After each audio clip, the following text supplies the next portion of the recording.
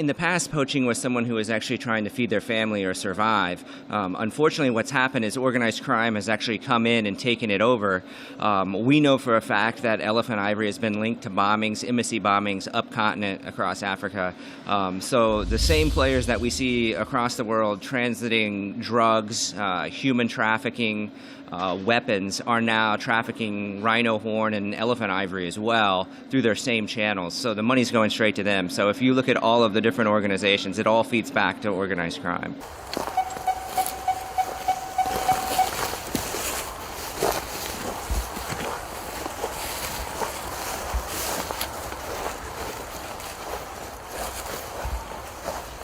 We are going to be talking about the rhinos. In Africa, you get two different kinds of rhinos. Anybody know what kind of rhinos they are? Yes. The black one. A what kind? White rhino and the black. The white rhino and the black rhino. Now, in the whole world, I'm not just talking about South Africa. I'm not just talking about Africa. I'm talking about the whole world. There are only between 20 and 25,000 rhinos left. Last year, they killed 400 rhinos for the whole of last year. This year already, from January to July, they have already killed more than 400. If you should take the rhinos and put them in a safer place, like so that they can't kill them and put food there for. Like a zoo, but not Literally. Not Just literally. a place where they can be free. be free and make Still be safe. a whole new herd. But then it's not in its natural habitat. Just what did you say? Then it's not in its natural habitat. Then they will keep on killing and killing. They will never stop. So I believe they should just find somewhere safe, like a forest or a jungle where they can just run free, stop being killed by people who just want to make money. They reckon that the last rhino has already been born. It's a serious problem. Overall, it would be just a huge loss for South Africa and the whole of Africa. It's like the whole world, it would be a huge chunk that would be missing. South Africa's got the largest population in the world, and you take that away, it'll be a knock to our tourist industry, and it'll just be a knock to our self-confidences. We can't manage something like that.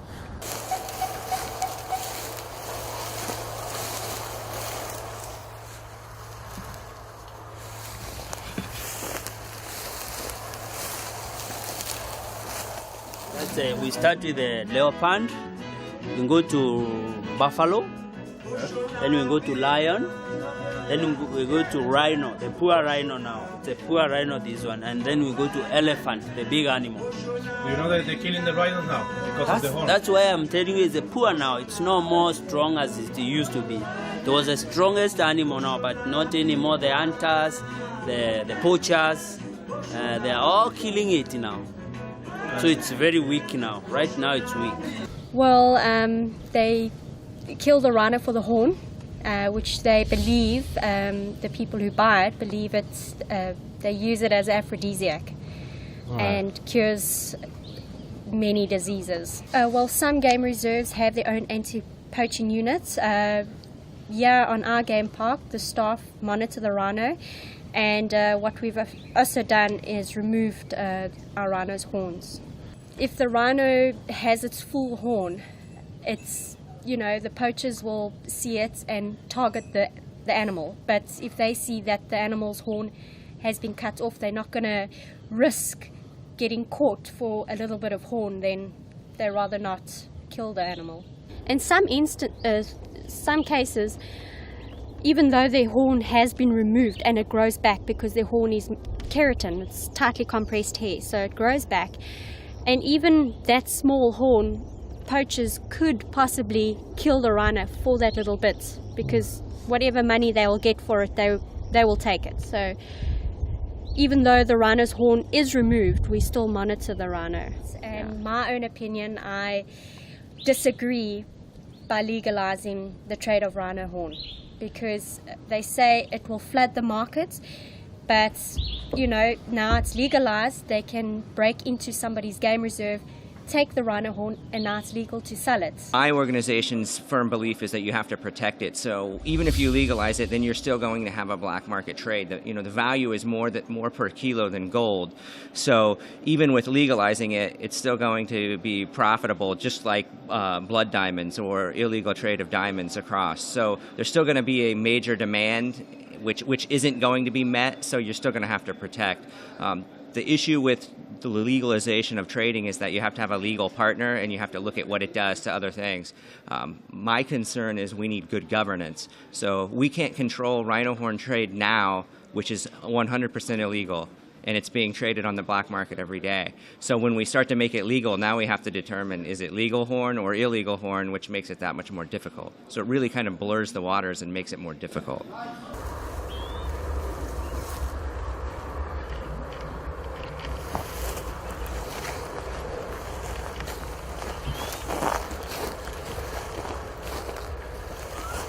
Yeah, I think the rationale that they're using to get that done is they drop the price, it decreases the demand because the poachers won't be fetching such a high purse for the horns themselves, so the risk would become far greater for the reward, and in that sense it would help. But in terms of South African government managing something like that, I don't think it's a good idea, just in the sense that corruption's always been a major problem in this country, and if you had to put that in control with that amount of money, it's supposedly the same price as gold these days.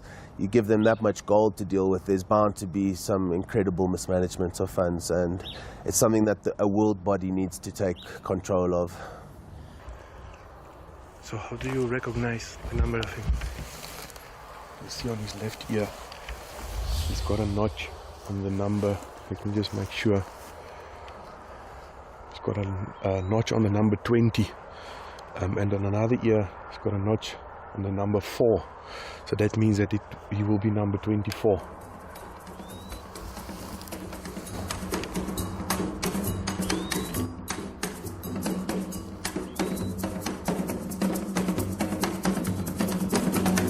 Este es el resultado de la millonaria demanda asiática por los cuernos de rinoceronte, que aparentemente consideran afrodisíacos, pero que en la realidad causan la muerte a una especie que realmente se encuentra en peligro de extinción.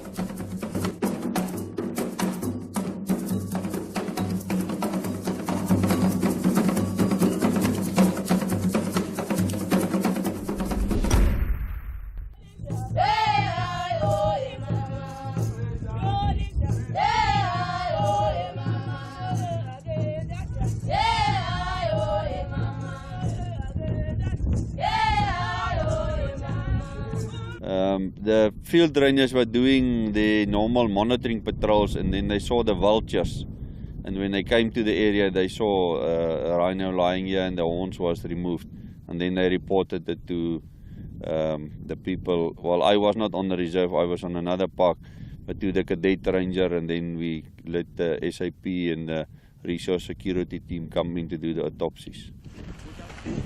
Here's rhino spoor here, where they come and then they come and rub against these rocks. And it's actually very rough, but this is now so smooth from all the rubbing that is taking place here all the time. So I spent 2.5 years in the U.S. Embassy here in Pretoria, South Africa, linking military to military exchanges and military to law enforcement exchanges, and I was constantly asked about this. And the issue was the entry point. It's hard for a drug enforcement agency to get into a private reserve or a national reserve because they don't really understand the flow. So that's what my role does. We actually are able to link communications and link the technology, advanced drones or unmanned aerial vehicles and radars from law enforcement, from people who are chasing drug smugglers or human traffickers, and now link them together so we can share the information and actually go out and make a difference. Their behavior during the day, and then we inspect, we monitor them, and We also inspect the illegal people trespassing or walking inside the park illegally, maybe hunting the animal. This week, the South African government says that they want to analyze to legalize the horn market. If your job is to take care of them, what would you think about?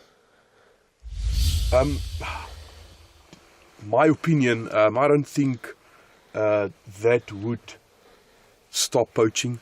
I think that would make the market bigger. It might help to a certain degree, but if they do sell the stockpiles, I don't know what's going to happen when that stockpiles are depleted. I think then the poachers are going to come back for the last rhinos. It's a very difficult fight. I don't think anyone has got the answer how to stop this. It's depressing, it's frustrating, and it's sad because of there's only a couple of rhino left, and every time we work harder and harder trying to stop these guys. So when one rhino falls and we find it, and it feels like almost like a failure, and we don't like failing. In South Africa, because it's such a problem and there's so much money to be made and lots of people want to help by donating money, there's lots of different ideas that involve charities and whatnot, and there's a million numbers in South Africa that you can phone for any sorts of poaching. And what he's trying to do is centralize all of that into one number that's well known, and when you phone in for any poaching whatsoever, they'll have staff that'll facilitate calling the right people in the right department in the right province. They'll be able to deal with that problem.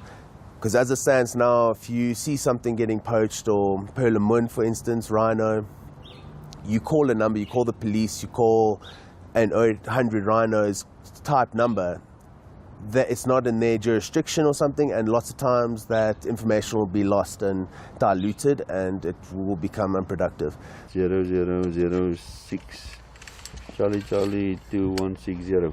Okay, yeah, this is a rhino horn. It's one that was been shot about 3 weeks ago. It ran off, the poachers didn't get it, so it died on another area, and we found it and we recovered the horns, and it will be now marked and kept in a safe place. You can see this is the front horn and this is the back horn.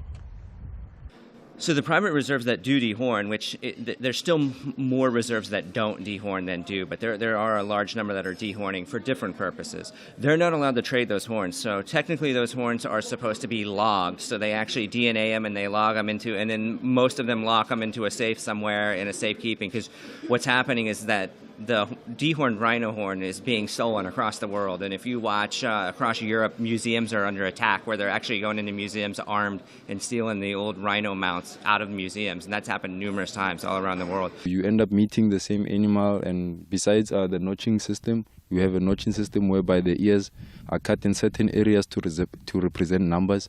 We use those numbers to identify them, but then once you live with these animals every day in the bush, you can almost get to tell which one it is before you even see the notch. Sometimes it's because of the area, sometimes the size of the animal, or maybe when it has a child and you know it's just got a new child, and once you see it, you already know which one it is. How many males and how many females there's still in the park? You know? I'm sorry, sir, I cannot give that kind of information. All right, thank you. Private owners, rhino owners, and they do stockpile their horns in secret locations that no one knows about, obviously for obvious reasons. Definitely they do stockpile. If the trade becomes legal, I think a lot of the guys will definitely sell their horns off. I think if we could then use some of the money generated by that to put back into rhino conservation and conservation as a whole, it might be a positive thing that comes out of that selling off the horns. But it comes with learning. Learning, you learn how to do things in life, right? And then when it comes to training, it's whereby you go to advance your skills. Yes, we do have trainings to start with. You start with rangers training, whereby you know how to be a ranger, just to be a ranger working in the field. Then we do arms training, whereby we know how to do the rifle handling and safety. Therefore, we go for animal training whereby we know how to identify animals and to work with dangerous species. Yes, you can. The rhino horns, they do regrow to between 2 and 4 and 5 centimeters per year. Some people, they do cut the horns to prevent them from being poached, but it has been proven in the past that that does not deter poachers at all. They will still shoot a rhino, they will still poach a rhino for that bit of horn that's left. They will still kill it. So that is not a solution to poaching. We all the rangers go out with that mindset that we know we are putting our lives in a risk. But if we don't do it, who will do it anyway? We have to protect these species. They don't have the right to protect themselves. So somebody has to sacrifice their life for that. And unfortunately, it is us.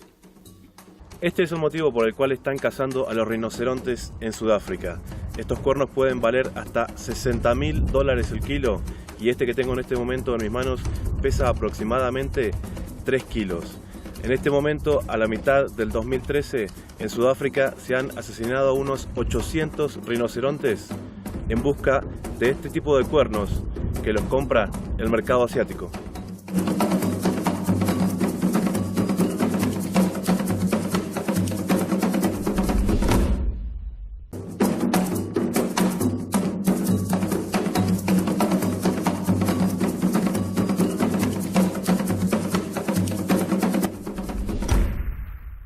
The first time when we started this anti-poaching unit, when our manager started this and then we started being involved, the first year that we were starting, it was in 2011. That's when we encountered the poachers in the park, in the game reserve, whereby they have already killed about 2 rhinos and then they were sitting under the bush, whereby they were eating their lunch and then making a call to their transporter to come and pick them up.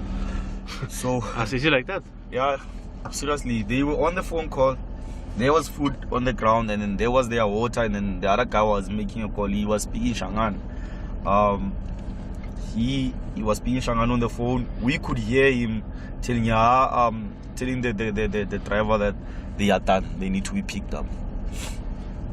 So we were just on the patrol and we had to mobilize the situation. It wasn't funny and a good one, but we had to do what we had to do. Fortunately, it was a shooting. There was a shooting in the scene. Fortunately enough, no one was hurt, no one was killed, but the shooting went on. The guns and the bullets were flying. The bullets were flying all over. We had to retrieve at least 2 horns of 1 rhino, and then they ran away with 2 horns. We couldn't find them. Unfortunately, we couldn't find them. The rhino is the one that gets the most attention right now, and it's certainly the biggest. In 2012, wildlife exploitation accounted for over $15 billion worldwide. To me, the bigger issue is where that money goes. It goes straight into the black market, and that's funding organized crime directly and terrorist cells. So it's something that's really important to the rhino, but in the bigger picture, it actually impacts the entire way that we do economics in the globe. So. During the day, we do the patrol all over the area. We know where, on some spots, where the animals are at. And then when we have to walk into the bush at night, then we know which area to cover on foot. Okay. Well, we know there's a lot of ties globally, so we've been able to link up on a couple of syndicates, and we've seen that the rhino horn is actually going, to Asia, as where the end user typically is, across India, through the United States, and even into Europe. So you have lots of different organizations. We've linked it back to Shabab and some different terrorist networks, so we know who the players are, and so what they do is they get lower level people here to get the horn, and then it goes out. So it's a big problem.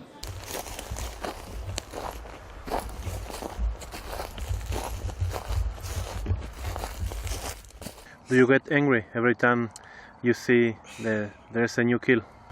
Seriously, angry, sad and unhappy. It's a package of going down the drain, sad man and tears up and boiled up to really punish the people that they've killed the rhinos. It's really saddening. It's really sad. Yeah. So do you have real bullets in that? Yeah, this is a live bullet. It's inside. Can you show me one? Yeah, no, you're welcome.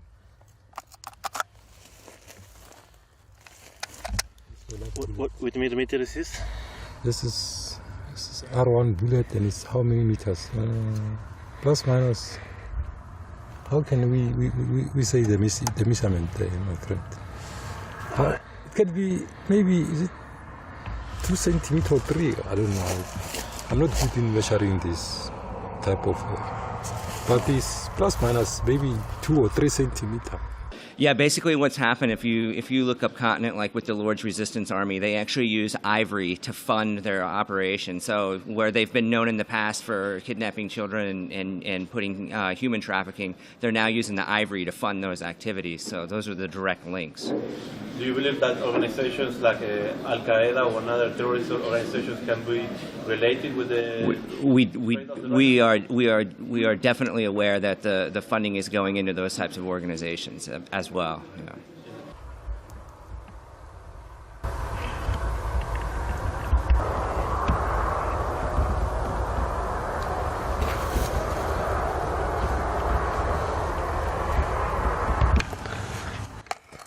Yeah, well, they're using choppers.